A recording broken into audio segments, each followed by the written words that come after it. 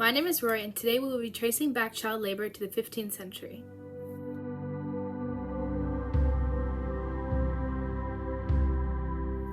In Canada's modern-day society, being a child means going to school, having fun, and keeping up with your chores.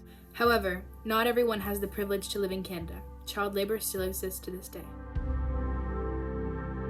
We like to think of parents as protecting their children and taking care of them, but as history shows, much of the exploitation of children is caused by their very own parents. In modern-day society, 1 in 10 children worldwide are still in child labor. In less developed countries, working children are rarely in school, furthering poverty. In the 15th century, being a child was totally different than what it is today. We're going to dive into what it was like to be a child in the 15th century in England.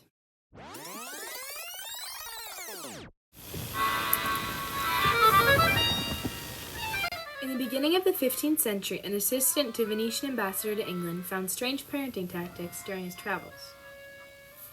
Children lived at home until the ages of 7 or 9, and then they were sent away to work. Both males and females were sent to hard service in the houses of other people, which they would then stay at for another 7 or 9 years. Regardless of one's wealth level, they would send their children away, and in return would receive someone else's child. Children weren't kids, they were laborers. This completely contradicts the values of a loving parent, but everyone did this in England. It was the norm at the time. You would think that parents would want to protect and love their child, but this is what they thought would get them prepared for the rest of the world. Melissa Snell, a history researcher specializing in the Middle Ages, says this was a chance to save up some money, acquire skills, make social and business connections, and absorb a general understanding of the way society conducted itself, all in preparation for entry into the society as an adult. But why, at age 7, should you be worrying about business connections? You have your whole life to work and make money. Childhood is supposedly a time to have fun. The assistants suspected that the English preferred having other people's children so they could deprive them of their basic needs by feeding them less and working them harder. For less wealthy people, there was financial gain to this. 1 less mouth to feed. One boy complains in a letter given to his pupils, translated from Latin. For all that was to me a pleasure when I was a child, from 3 years old to 10, I was under my father and mother's keeping, be turned now to torments and pain. There is no protection in a childhood full of work. These children did not get to be kids. Jeremy Goldberg from the University of York states, there is a sense that your parents can teach you certain things, but you can learn other things, and different things, and more things if you get experience of being trained by someone else. Essentially, this quote makes sense, but the children weren't being sent away to learn their ABCs, they were learning how to be trained. Children assisted in many skilled trades. It was common for children to work for their relatives. Since children were living with their bosses, it was not uncommon for children to be taken advantage of, especially young teenage girls. Overall, child labor was very prevalent in the 1500s in England.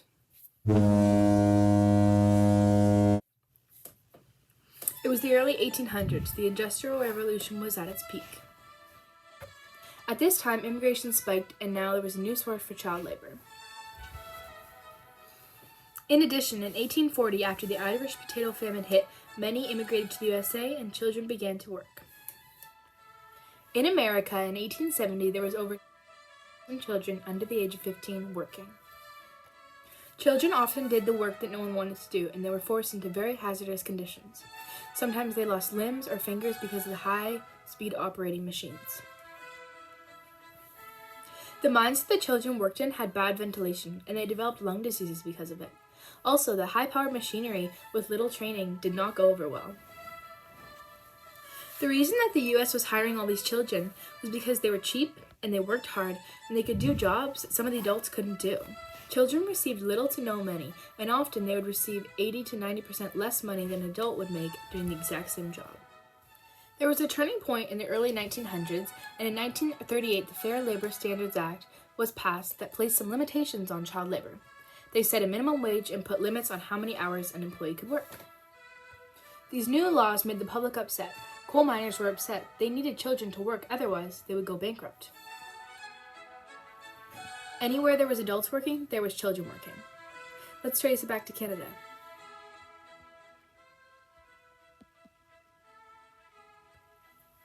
By 1866, there were 450 boys working in the mining pits of Cape Breton and Vancouver Island. Children from less privileged families started to work earlier. In 1861, 1/3 of the boys in Montreal were working. But why? Why were so many children working? Well, for instance, children's wages provided a second income. In 1850 in the U.S., on average, each family had 6 to 9 kids. Though the pay at this time was very little for children, if you had 6 to 9 children coming in every single day, giving you a certain amount of money, that improved your family financial situation. Let's jump on over to Africa. In Ghana, children receive some of the worst forms of child labor, especially cocoa production and fishing. In Ghana, children as young as 4 are being put into child labor through fishing around Lake Volta and sometimes a result for human trafficking. Children are using sharp tools and exposed to harmful pesticides. This is not how we protect children. Girls as young as 13 in rural parts of northern Ghana are traveling to urban centers and spending their youth as female porters carrying heavy loads on their head. Though education is free in Ghana, factors such as shortages of classrooms, far distance to get to school, overcrowding, sexual harassment, physical violence, verbal abuse prevent people from going. In the early 20th century, Europeans began to colonize Africa, and a primary goal was the exploitation of African minerals and agricultural resources. Children were able to provide cheap labor, so the Europeans got to maximize their profits.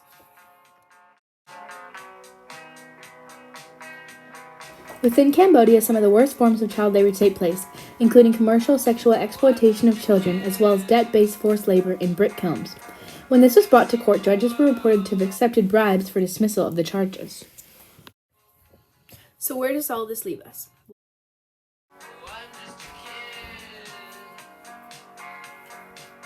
Children still work in hazardous conditions. We think that in Canada our child labor laws are advanced. However, we're partly responsible for the exploitation of children around the globe. From the food that we eat to the shirts on our back. There was a goal to end all child labor by 2025, but our consumption patterns tell a different story. At the rapid rate we are consuming fast fashion, it is not attainable.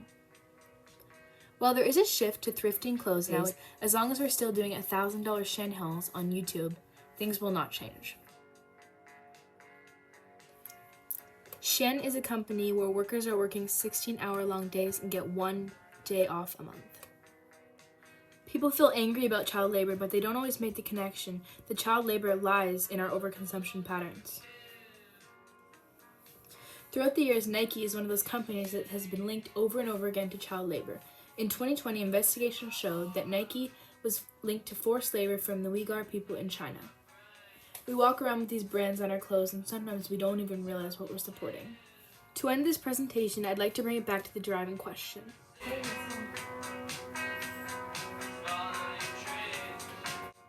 Well, children play a huge responsibility in the economic well-being of the globe. From the working children in England in the 1500s creating a second income for their families, to the young girls in Ghana today who are porters, children are an asset to the economy. Businesses in the 1900s in the US, when labor laws were starting to be put in place, were angry. They were going bankrupt. We rely on children more than we realize. I wish that every child gets to grow up as a child, but at this rate, this wish might never come true.